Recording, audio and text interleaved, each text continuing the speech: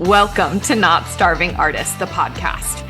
I'm your host, Brooke Benson, money coach and equity actor. I am your financial cheerleader, here to help you build your financial confidence and have power over your money. The best part, no budgeting or bi-weekly paychecks required. I went from being a broke BFA grad having weekly panic attacks about money to a financially confident, wealth-building actor and business owner. Money gets to feel fun, simple, and sexy, and I am going to show you how. Hello, everyone. Welcome back to the podcast. We are talking about the comparison game today. We hear the old adage, comparison will be the death of you. Like, comparison is the death of... I literally should have looked... Pause. Comparison is the thief of joy. That's the quote that I was looking for. So comparison is the thief of joy, but it's also going to completely fuck up your relationship with money. Comparison on like any level. So I've been having some conversations with other artists off mic on some of my podcast interviews with clients, and comparison has been coming up a little bit of like, oh, people don't know this about me, or people think this about me. They're comparing themselves to me, or like I'm comparing myself to their income level, their savings rate, or like how are they able to afford that? Or like people think I can afford this, but they actually have no idea. Like there's so much looking at each other's paper, trying to figure out what the answers are when it comes to the financial realm. Now, I also want to back up here and say that it makes sense that we're looking to each other to calibrate our financial wellness and our financial realities, because we weren't given this shit educationally in our school systems. Specifically in our college degrees, like there are so many college degrees that don't come with just baseline financial education. We should be taught it in high school, but most school programs don't have it built into their curriculum. So we're not taught about it. And so, of course, if you don't have parents who are knowledgeable, not even just knowledgeable about money, but knowledgeable about money in the way that it's going to pertain to your life. For example, my parents are amazing with money, but they're 9-to-5ers. They had no idea what the financial landscape was going to look like for me as an artist, as someone who's self-employed out in the world, living in a high cost of living city. They had no reference point for that, right? So they knew how to invest in a 401k. They knew how to budget a biweekly paycheck. Those things did not apply to me. Okay. So if you didn't have any of that, of course you're going to be looking around being like, okay, so what do you know? Okay. So what are we doing? What's the crowd? What's the crowd work? Like, what are we all doing collectively? Now, there is something beautiful in this because it goes back to our nature, our innate nature of community, of we are supposed to be learning from each other and supporting each other and doing this shit together, right? It's like our tribal nature. And so that is beautiful, and we love that. And I think it's so wonderful that conversations about money are being had way more openly, just out in the wild, among friend groups, in relationships. And I was at the spa last week.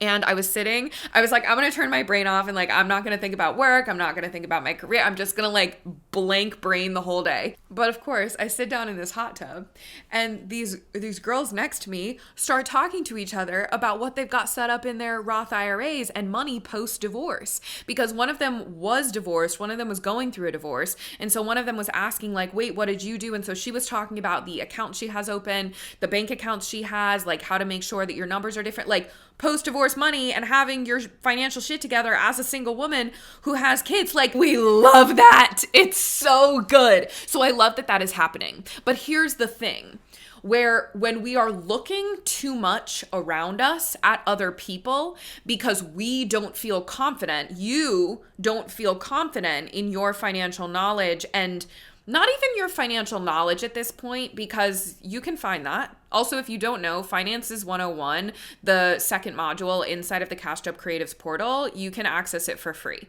So you have that access to information at your fingertips right now. The entirety of credit, banks, scores and reports, credit cards, high yield savings accounts, investing, retirement, the kinds of accounts available to you, what the fuck is an index fund, what the fuck is stock picking, all of that is inside of Finances 101. You have it available to you. It's also available all over the internet and in a million different books. So it's not a lack of education at this point. It's your lack of confidence in applying the education. A lack of belief that like you are doing things the right way. You're doing things that are right for you, and that you can trust yourself and your gut intuition, or you can trust yourself and your inner knower, right? Like whatever that is for you. It's my gut instinct, but whatever that is for you. You don't have trust in that. So you keep looking at other people being like, okay, what are they doing? Let me make sure I'm at the same level or above their level. Or like, oh my God, someone's way farther along than me. Wait, is everything I thought that I was proud of like not worth anything? Like you keep looking outside of yourself to other people to give you that internal confidence that actually needs to come just from you. So we love crowdsourcing for information. And so we're talking about things so that we can all understand, right? Like where everyone's at financially, that's great. But then you need to be the discerner of then what you do with that information. Because a lot of times you take that information and then you calibrate to it, or that then affects what you do with your money, versus seeing what you see, hearing what you hear, noticing what you notice, data-wise and feelings-wise, and then collecting that, sitting with it, and deciding what is helpful and what is not.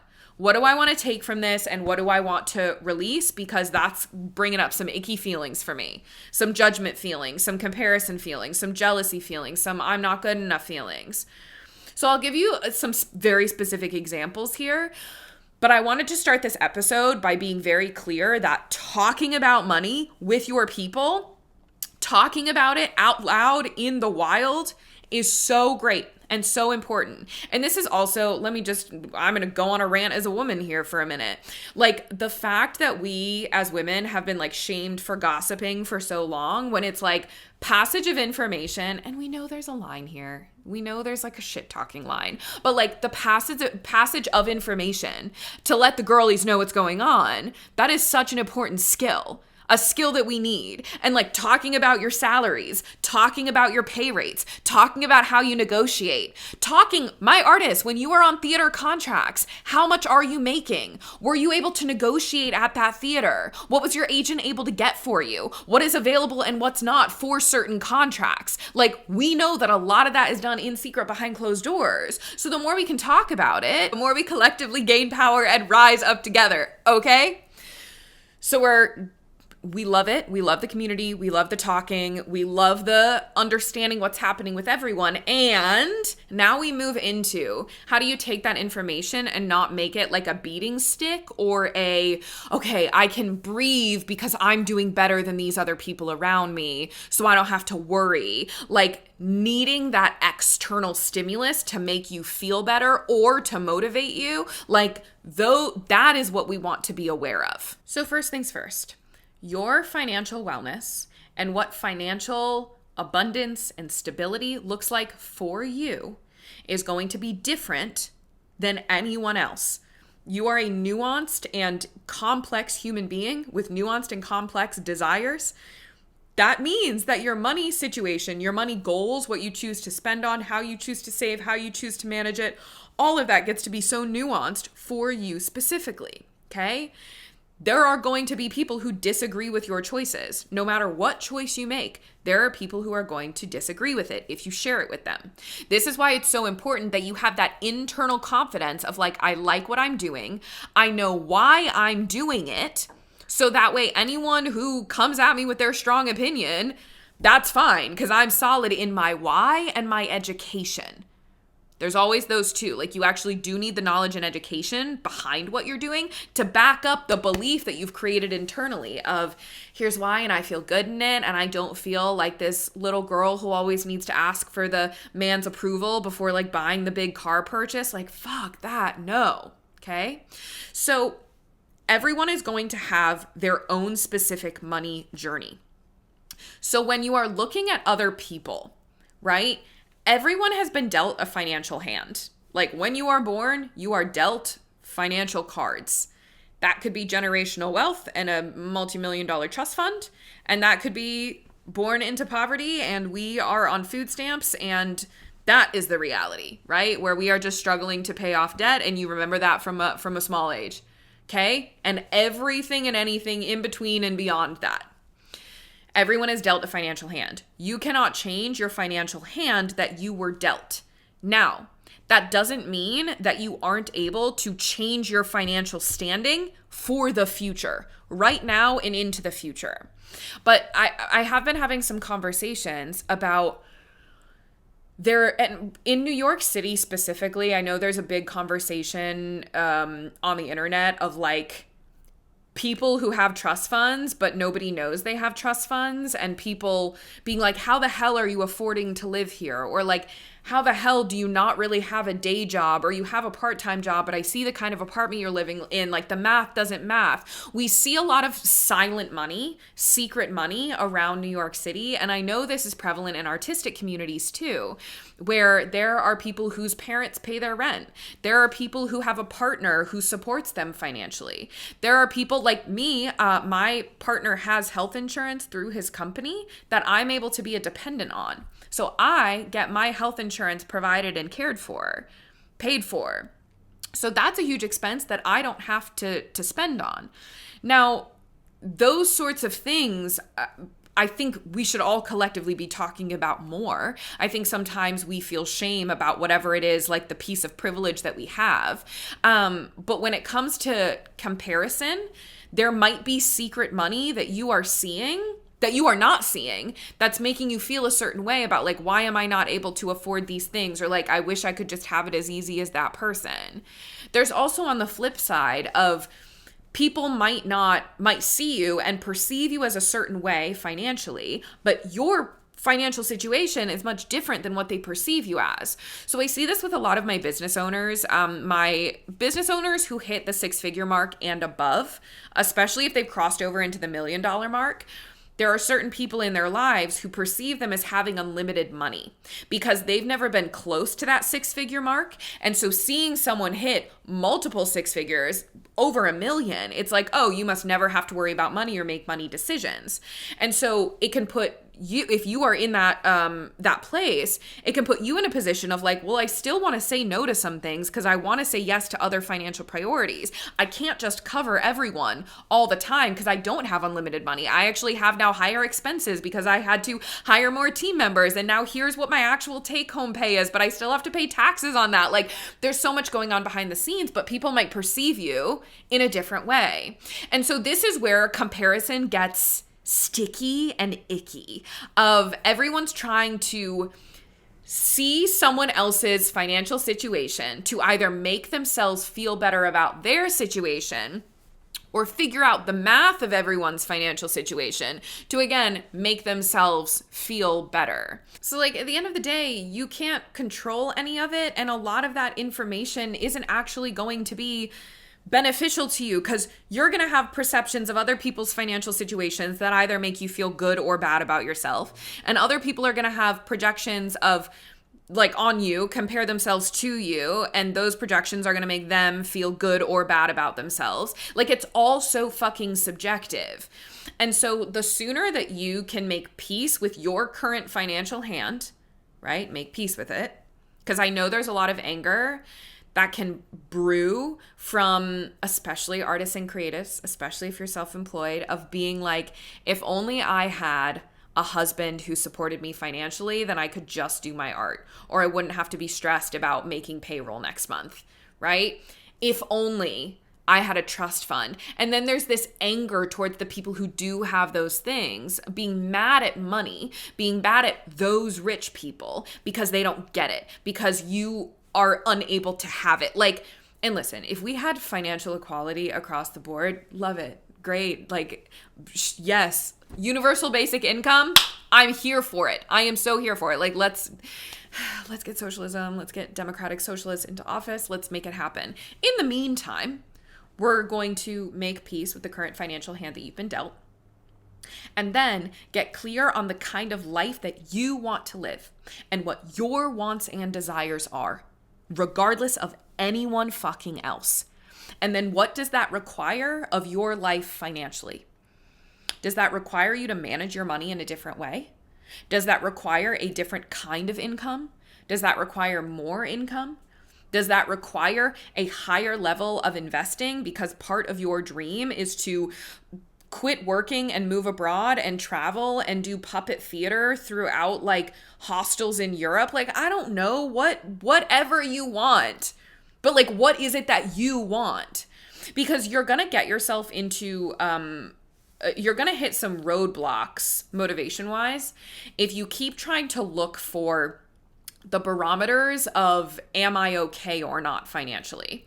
So there's a lot of pie charts that you could find online. There's a lot of percentages and number amounts that are declared as like, here is what it means for you to be financially stable, or here's the good amount to spend. So it's like 30% on savings, 50% on necessities, 20% on fun. That's like a very common pie chart. One of them is by the time you're 35, you need to have your salary or double your salary saved. I can't remember what that one is. And even with like investment and retirement numbers, a lot of people will say like, oh, have X amount times of salary by this time invested. But a lot of those numbers are based on like biweekly paycheckers, right? Who have a consistent salary that they've calibrated their lifestyle around. It's not quite like that for self-employed people, for artists. So there's a lot of these numbers that you could attach to and get really focused on like, okay, if I hit that number, then I'm okay. Oh no, I'm spending more than 50% of my disposable income on necessities. I'm doing bad. I need to fix this problem. But meanwhile, it doesn't actually feel like a problem in your day-to-day.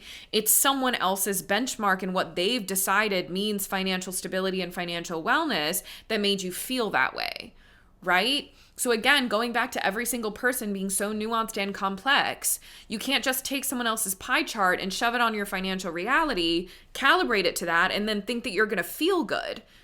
You're not going to be able to like, okay, I saved the $10,000 in savings and everyone said that's what you needed to have. Or like, that's what my mom said to have once, I hit 25 and like, then that would be a good, like, yay for me, I did it. And then like, you don't feel any less anxious about money, right? Because why did you save up that $10,000? Was there a clear reason for it? Or was it just to hit the benchmark because you thought that was going to make you feel good? And when it comes to looking at your friends to calibrate benchmarks, this can also be like, okay, all of my friends are in credit card debt and I'm debt free, so I'm okay. Meanwhile, you're constantly stressed about your income because it's fluctuating so much and you're struggling to be able to figure out how to pay your rent. But you're like, okay, but I'm debt free, so that means I'm good with money because I'm good with pinching my pennies and saving. But you haven't put the effort into like, okay, but the actual real problem here is I need to increase my income and stabilize my income in a certain way to make sure I'm not stressed about rent moving forward. But there's this like energy of, but I'm okay though because all of my friends are worse off. And like, that's not also a great energy to have towards your friends or the people around you, right? So comparison can work all of the different ways and none of it is healthy. Collecting data and hearing things from all of your people and hearing things out in the wild, that's great. But then you get to decide what to do with it. Now, the internet and Instagram and social media and TikTok, are people still on TikTok? I think they are. I have never really been on TikTok. Did you all know I had like a TikTok like scammer? And that's why I've never really used TikTok. this is a tangent. I started a Not Starving Artist TikTok account and I started posting videos, and then there was like a scammer who created basically a mimic profile of me and started reposting all of my videos. But because all of my energy was really on Instagram, my TikTok didn't really grow. But the scammers page was growing like crazy because they were actually doing the thing of like following people and like commenting and stuff like that. So their page got really big.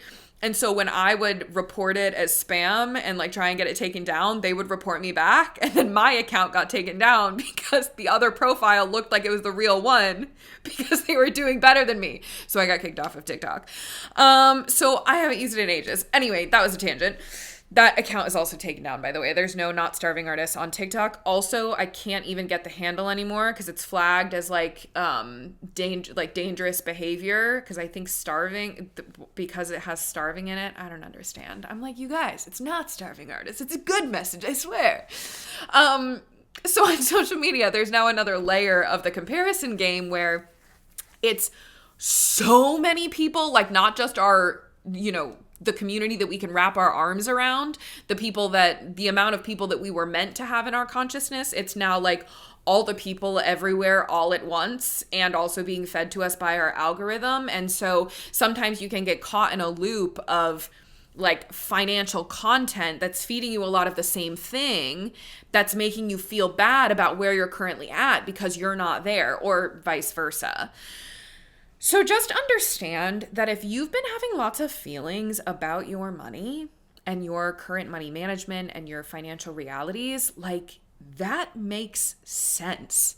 So let's just even shed the weight of that for a minute, of like, yes, you have lots of feelings and thoughts about your money because it's literally been like crafted for you to have to think and feel all of these weird, hard, big, confusing feelings, because you're seeing thousands and thousands and thousands of people that we weren't meant to like be able to have in our brain spaces, and we're trying to understand how everyone is living their life. It makes sense that you have lots of feelings about it.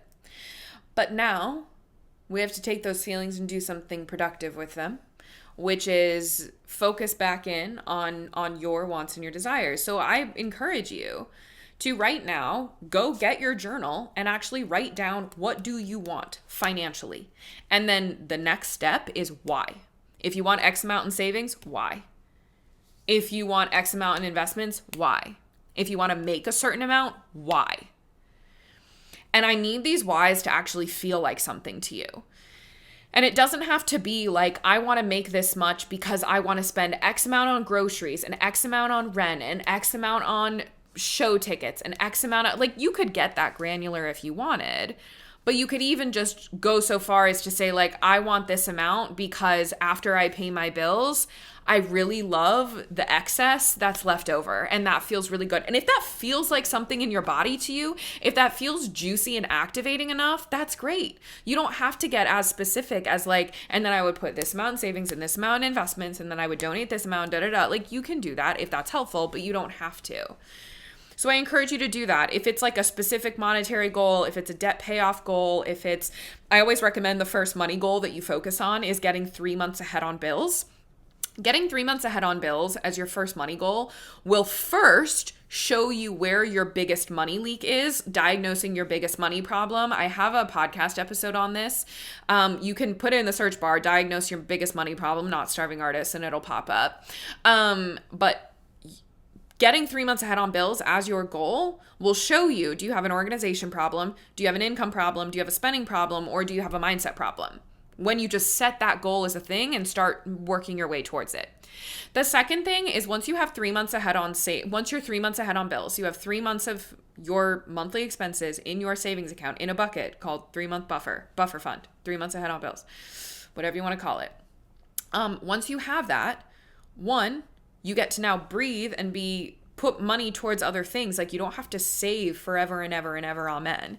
You can start putting money towards your retirement. You can start spending a little more. You could reinvest that money into your business or your creative work. Now that you have 3 months of buffer, you've given yourself a little bit of breathing room. So it's like, okay, now I can be done saving for a hot second. I'm not saying you're done saving forever, because you could also beef that up to 6 months if you want down the road, but 3 months is enough buffer to support you safety-wise. That's like your minimum safety number. So I'm saying this to say, like, that being your first money goal, it's going to show you a lot of things about your financial wellness. This is the goal that I start a lot of my one-on-one clients with, because as we start to work towards this goal, it's going to show us what thoughts do they have that are getting in the way. Are there comparisons that they're having of like, oh, I don't make as much as this person, or like, oh, I'm a bad spender because of this that I see. Like, we can see if comparison is coming up with people in their life, with people they see online, etc., their parents, right? The community they grew up in. We can see if there's like an income issue, because the first thing we start with is organizing your money. So we can see if we can get you 3 months ahead on bills just by getting your organization on lock. It's actually quite surprising how many people are able to get 3 months ahead on bills just by cleaning up like how their money is flowing through their bank accounts. And then the spending and the income through the organization, we're able to see like, oh yeah, there's a lot of spending here that isn't actually enhancing your life. So it's a spending thing we need to focus on, or all the spending tracks. So it's an income thing. That all gets very clear. So now you don't have to like look towards other people to be like, what should I focus on financially? Your own financial realities are going to show you what to focus on and what the thing is that you need to put your energy towards. And then at this point, we're starting to calibrate you and get clear on what do you want? What kind of life do you want to live? What kind of place do you want to live in? Where do you want to live? Do you want shit for the future? Are you someone who's living so in the moment? Not both of those are great, but like we need to understand your temperament so that we can understand how we want to prioritize your dollars. We need to understand, like, do you want kids? Do you want pets? Do you want to live single? Do you want to be able to fully support yourself financially? Or is there a world in which you and your partner do a different kind of financial split, right? Like I've worked with a lot of couples who have tons of different ways of splitting and managing their money together. Sometimes they combine it all. Sometimes the man is the one that pays all of the bills. Sometimes the woman's the breadwinner. Sometimes it's a 50-50 split. Sometimes it's split in a much different way. Like there's so many different ways to do it. There's no right or wrong way to do it. But it's about then getting clear on like, right, what do you want? There's no right way to do any of it. So what do you want? And then what do we need to do? What's the roadmap to getting you there? Okay? That's the only way you create a financially fulfilling life. It's not about hitting everyone else's benchmarks and making yourself feel better based off of calibrating yourself to what's happening with everyone else. It's you. There are some people, like when you reach financial autonomy and you feel really good in your financial situation, well, probably there's going to be more things that you want because we are ever expanding human beings with ever expanding desires. That's the reality of it, okay? But when you feel like wow, this is great, there are going to be other people that can't even imagine being where you are. Like their imagination can't even get to where you are. And there are people that would look at you and be like, oh my God, I can't imagine being happy with that. Right? That would be way too, like, again, it's all so fucking subjective. I'm hammering that into your brain today. I think I've just been seeing and hearing a lot of comparison conversations that are detrimental to your relationship with money. Because at the end of the day, it's just you and your money, baby. It's just you and her. It's just you and your bank accounts. It's just you and your life. Even if you're partnered, even if you have a family, it's still just you and your life. So we need to get so clear on what you want. And this is one of the hardest questions to answer. At least this is what I found in my work, in my personal life, but then also with working with my clients. Answering that question is really hard. And usually the first go around of like, well, here's what I want. And it's this savings goal and this amount of money, income, and this in my investments. And it's like, okay, let's really dig into why. And then like if you're resisting actually making action towards those, like let's say it's a specific savings goal, but every time you have leftover money, you just go and spend it, right? Or you are like in a spending era. Well, it's like, why isn't the savings goal enticing or exciting to you? And then you realize that the savings goal didn't actually mean anything. And you actually wanted to live a certain kind of lifestyle of someone who never had to worry about money.